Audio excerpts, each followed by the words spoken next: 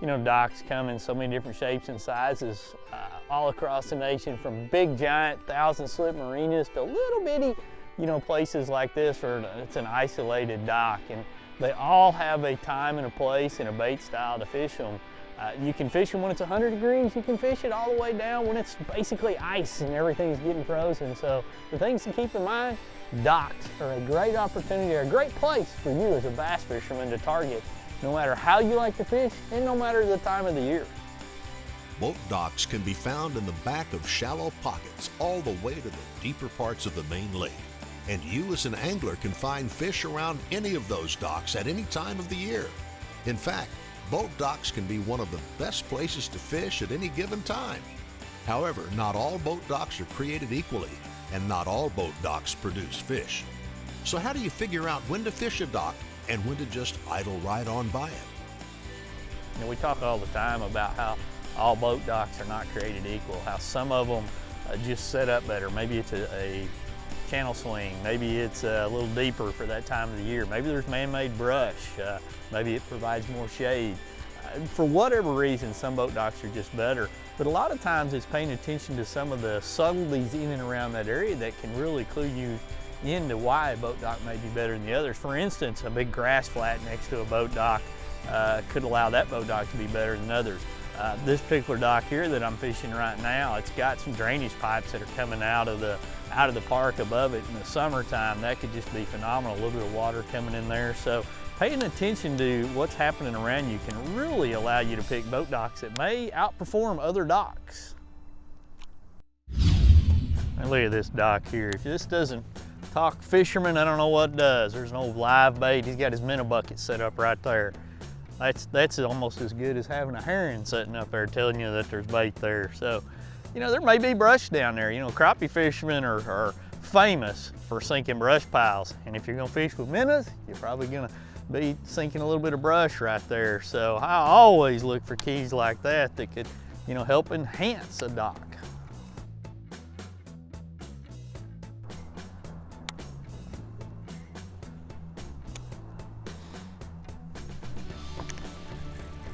Come here, fish. Oh, nice one. You know, this is just one lone little dock out here all by itself, just no wooden pole. And I just basically skipped right up underneath there in a light tick. You know, and it just goes to show you, you never know where those bites are gonna come from. You know, which docks are gonna be the key one. This is, you know, maybe only one bass there, but one bass, one bite, I'll take that all day long. Never pass a good looking one up.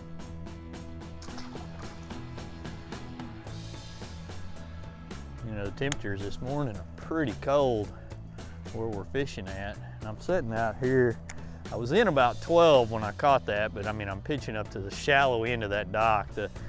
The deep end of it's probably gonna be a good 7 or 8 feet. And as you can tell right now, I pretty much messed up. If you look at my boat positioning where I'm at right now, my back end's drifted in after I caught that fish, my front end's out here.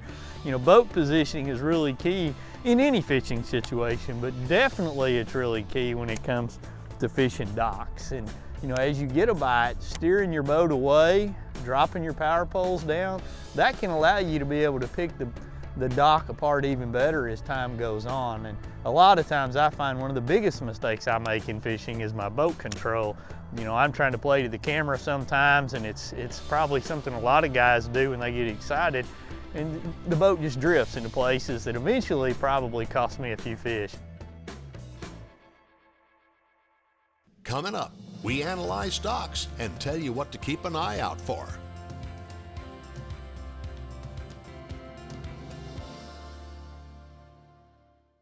Fish on! Come on, get together.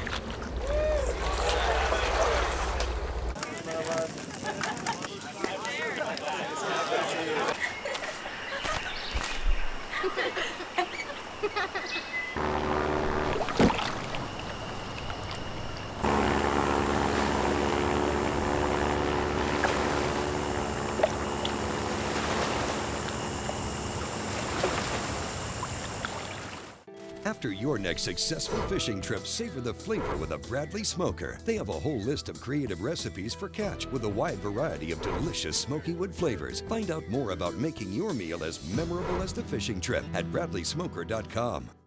When I talk about Sunline, I think of one word: confidence. Sunline FX2 is what I use for all of my frogging and flipping. S61 braid, which braid plays a big part in fishing line. Shooter, I'm going to use in those close quarter deals like flipping and pitching. One of my favorite techniques in fishing the tournament trail is to fish offshore ledges. We have taken the questions out of the equation. Take my word for it. It works. It works, dude. After all my years of searching, I finally busted the myth of the Yeti! The Angle High Performance Cooler, it's incredible! Just look at this lid, what a powerhouse! It's so freaking strong, so reliable, I just wanna boom! This silicone gasket's better than rubber! Why, hello there. Are your base and sidewalls way thicker for superior insulation? Oh, yes! After 10 days, still cold, still fresh. Let's hear Yeti do that. With Angle Coolers, it's official. The Yeti is busted. Let's get down to business. Quiet, you sons of fishes. Now, what? I'm switching sonar. Why? Because now I can see fish swimming live in front of my boat. I even see fish attack my lure. Y'all sonar's just history. I'm out. I'm with him.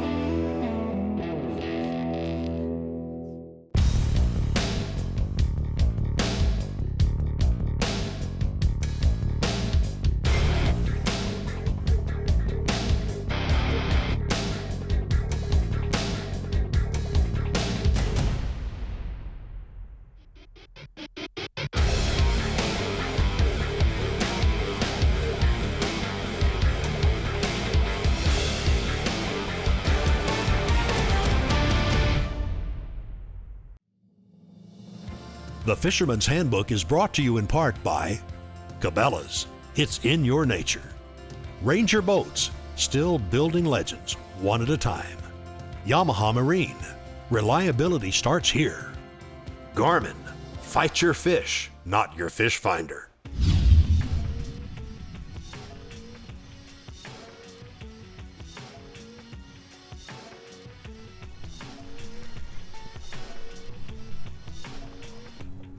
Little bitty guy, a little bitty bass.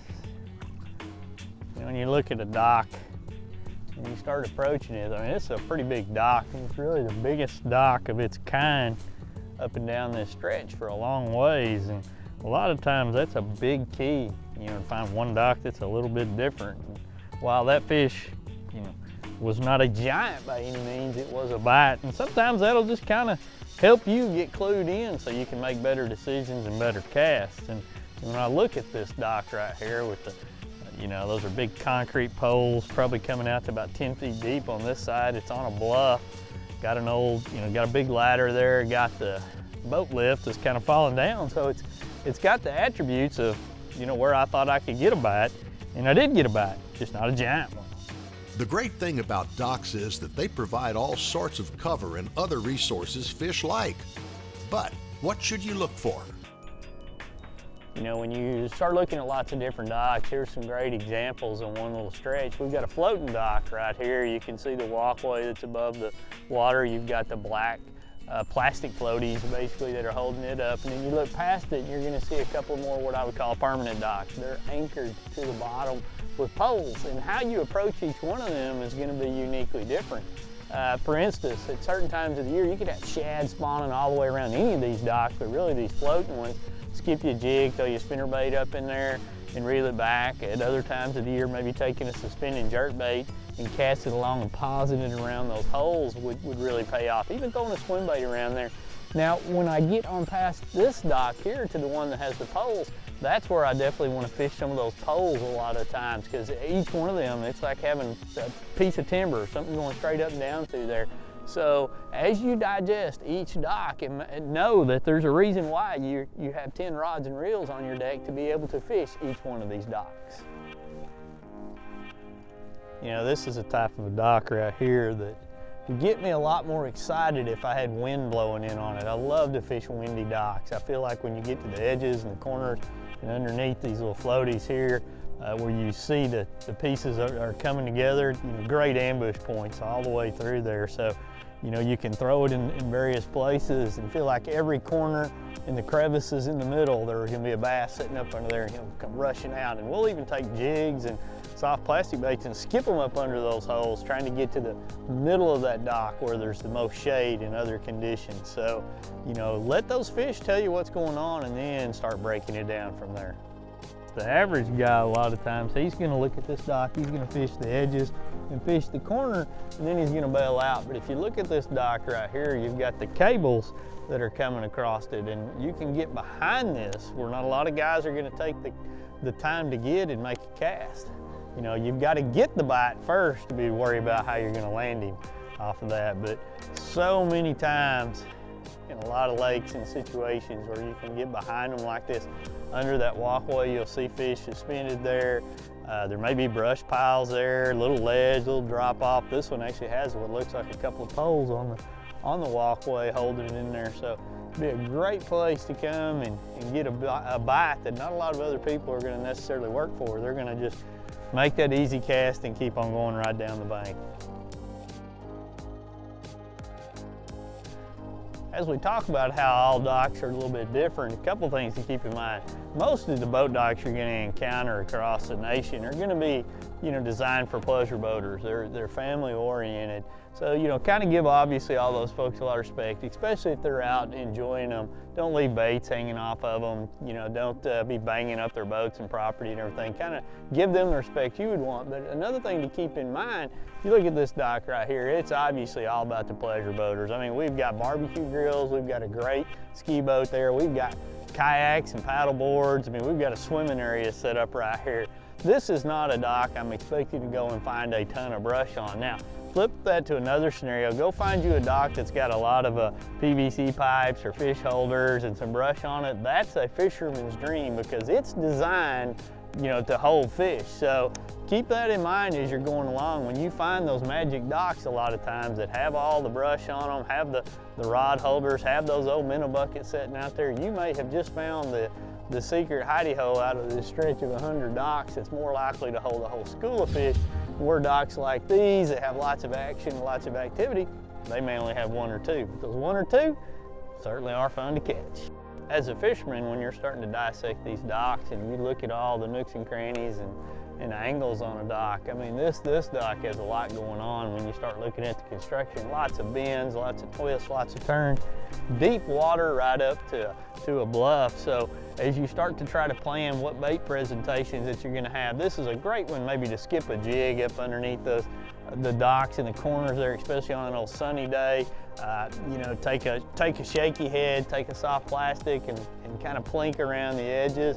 This isn't necessarily a dock that I'm gonna sit and throw a lot of moving baits on per se. That's not to say I might not throw a jerk bait down the middle or a spinner bait or a chatter bait or a swim bait right into these slips, but this is a picture perfect dock the way I dissect it, to get in there and fish it slow and thorough. Pick apart all of these individual poles, make some specific targeted casts, and maybe we can get lucky and pick one or two of them off of it. The Fisherman's Handbook crew trusts Ranger boats to get them to and from their favorite spots on the water. Let's put your Ranger knowledge to the test. Ranger's heat-shielding fiberglass live well lids have been shown to keep interior temperatures how much cooler than those with aluminum lids. For the answer to this, or to find out more about Ranger boats, visit mydreamrig.com. Hobie's Mirage Drive kayaks set the standard for fun on the water. Whether your passion is fishing, sailing, or recreational adventure, Hobie's got a kayak for you. Hobie's Mirage Drive mimics nature's proven designs for efficient and powerful propulsion and enhances your kayaking experience. Mirage Power, Mirage Performance, Mirage Drive. Hobie, enjoy the ride. Engineered to excel, the Ranger Z500 and Z100 series are built for the ultimate ownership experience. It's a commitment to excellence packed with real-world advantages and exclusive features. Experience the accelerated performance standards of the legendary Ranger Z series. From first light to last cast, they're put together to set you apart. Yamaha Outboards. Reliability starts here. Gill that I've used for the last 5 years has been a far superior product than anything else on the market. The main thing that's really important to me is me being dry. I've been wearing gill suits now for 3 years and never once have I gotten wet.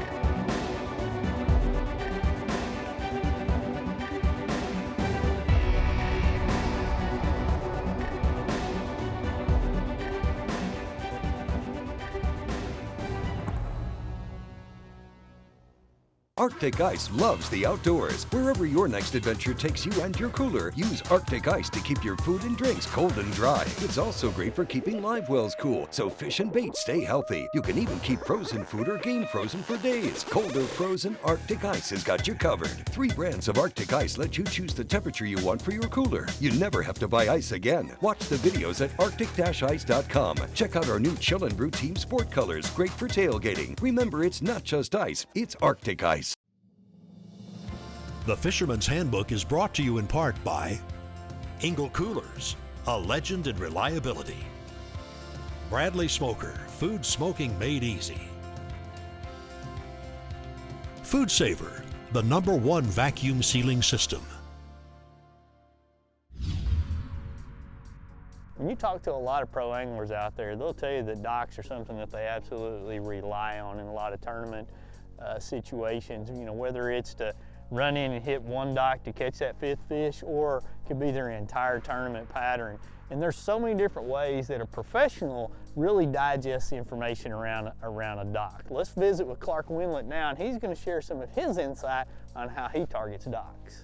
You know, probably one of the biggest keys in dock fishing is boat control. And, you know, my advice on boat control is approach that dock pretty slowly, because a lot of times you want to fish all the way back behind it and then all the way around it. That's a lot of maneuvering. You just got to move kind of slow actually to get all those good casts.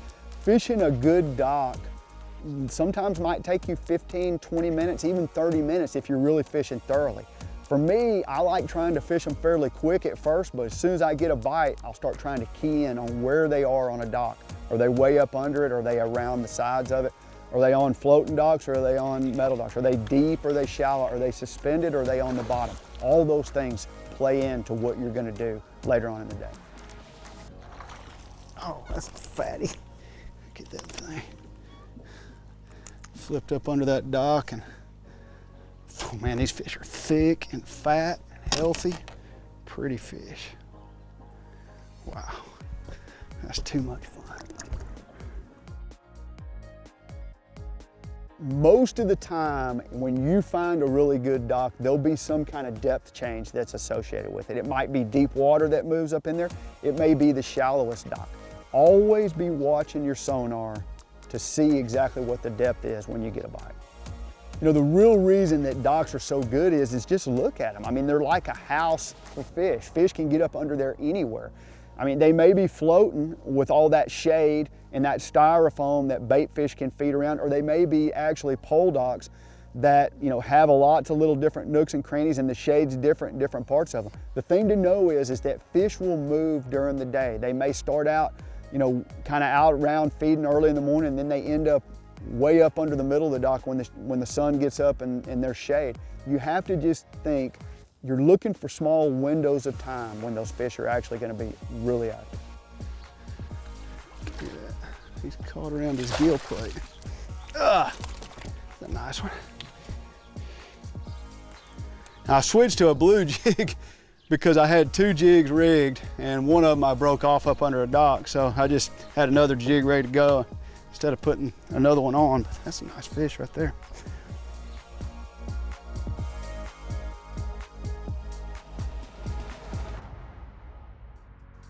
You know, probably my 3 favorite baits for fishing docks is a jig. You know, the great thing about a jig is it's a bulky bait. It's something that you can skip up under there really well. You can swim a jig, you can also hop a jig all the way back, but a jig is one of my favorites. Another one is a vibrating jig. You know, a vibrating jig is, you know, it basically is a bait that you wind. Sometimes you stop and go with it, but it's another bait. You can access those docks really good. You know, the third one is a weightless worm, some kind of weightless bait that you can actually get up under that dock and it sinks really slow. It's a real subtle presentation, something that'll just get up in there and just very slowly it vibrates as it falls, gets a lot of bites. You know, when it comes to being a tournament fisherman, something to keep in mind on when you find this magic set of docks, when you find an area that's really got them, you can run down there and get right quick. There's been a lot of situations in my time when I'm fishing, and a lot of times when we've been filming them, where we pulled up on the right set of docks and watch guys fill the boat, or I've been able to go through there and swim a jig or a spinnerbait, especially in the shad spawn, and catch them so fast it's amazing. Then you watch another boat come right behind you with an entirely different technique and do the exact same thing, catch their limit. So when you find a place that's got a lot of fish on it when it comes to docks, hey, you can probably catch them several different ways.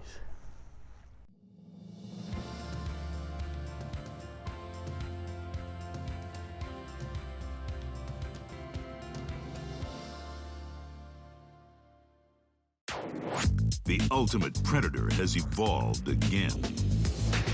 Now, Yamaha VMAX SHO Performance is prowling the waters in 4 hungry, exciting new models. With their 4 valves per cylinder and double overhead cam fuel-injected design, these advanced 4-stroke predators are taking performance to a whole new level. Vicious, lean, efficient. VMAX SHO. The pack is growing. At Amphibia, we've resolved to build a product that nobody else offers, using methods that nobody else is using, optimized for life on water and land. The choice of top bass fishing pros. Amphibia frames are designed to fit comfortably no matter how your face is shaped, to stay firmly in place through your most physical activities, and to float in water. Amphibia sunglasses are truly designed for life on the water. Heavy duty, rugged, and designed for the big game hunter and angler. The Food Saver Game Saver Titanium Vacuum Sealer has the power and performance to seal in the freshness of your game and fish for up to 3 years, 5 times longer than standard storage methods. And with its extra wide dual and repetitive sealing capabilities, that's a ton of big game savings. Tough tested and rated 4.8 out of 5 stars by outdoorsmen just like you. The Food Saver Titanium System, it's a true game changer. Gill that I've used for the last 5 years has been a far superior product than anything else on the market. The main thing that's really important to me is me being dry. I've been wearing gill suits now for 3 years and never once have I gotten wet. After your next successful fishing trip, savor the flavor with a Bradley Smoker. They have a whole list of creative recipes for catch with a wide variety of delicious smoky wood flavors. Find out more about making your meal as memorable as the fishing trip at BradleySmoker.com. The Fisherman's Handbook is brought to you in part by Big Bite Baits, designed to bring the big bite to your line. Hydrowave, ignite a feeding frenzy. Arctic Ice, we put the cool in coolers. You know, docks are something that I think about fishing 12 months out of the year, because I believe that at any given time, on any given body of water across the nation, there's going to be a set of docks, a marina, single docks, you know, docks on bends, docks that are deep, shallow docks that are going to be applicable to your bass fishing techniques and styles out there. And you as an angler just have to digest all that information and know that there's a way to catch them around docks all the time. Why is that? Well, to me, one of the biggest reasons is its incredible structure for bass and the bait fish that the bass want to eat. So whether you're looking at a single dock like this, it's got concrete on it, whether you're looking at a giant marina in Kentucky Lake, or you're looking at some little random wooden dock in the back of a pocket that's all by itself, know that there's a time and a place for every one of those docks to hold a bass for you to go fish for.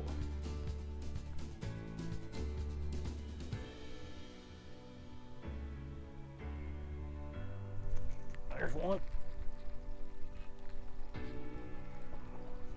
A bass. Little jerkbait bass. You know, it's not uncommon. It gets cold out here and you have to go kind of soak an old jerkbait like that to get one to bite. Now that one loaded up on it pretty good. We're literally just fishing down a set of retaining walls right here. Not a big guy, but a bite. Sometimes when you can get a bite, it really clues you in on everything else that's going on. And that guy there ate it all. Throw another little jerkbait out there. Let it sit. See what happens. See a little stick right there. You know, we're just literally in between boat docks right here. And you know, when you're fishing in between boat docks, what do you do sometimes? You know, here you've got a retaining wall, you've got a ladder, you got some broken stuff, you look for you know, maybe a tree or something that's fallen in the water there, and that one there kind of came over there by that ladder right there. But we're sitting in about 13 feet of water fishing these pole docks, as I call them. They've got poles all the way around them to support them. They're not floating or anything, so you know, there's always some structure that goes up and down vertically when you're fishing that kind of a dock.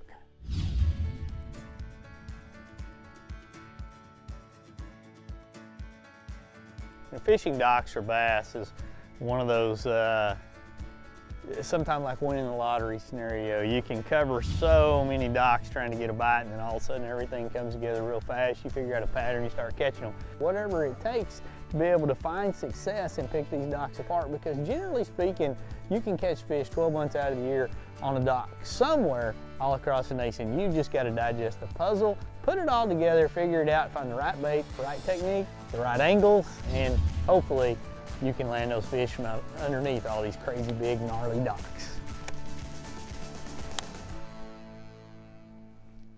For any of the products seen used on today's show, visit Cabelas.com.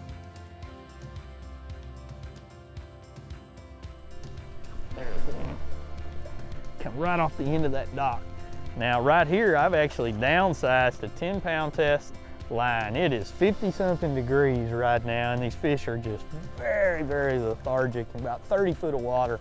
Not getting a lot of bites, but I'm catching a few. And basically, I haven't been able to get a bite doing anything else today, so I've kind of been, you know, relying on these little 12 and 13-inch fish and getting a few bites to salvage my day of fishing, so to speak, around some of these docks.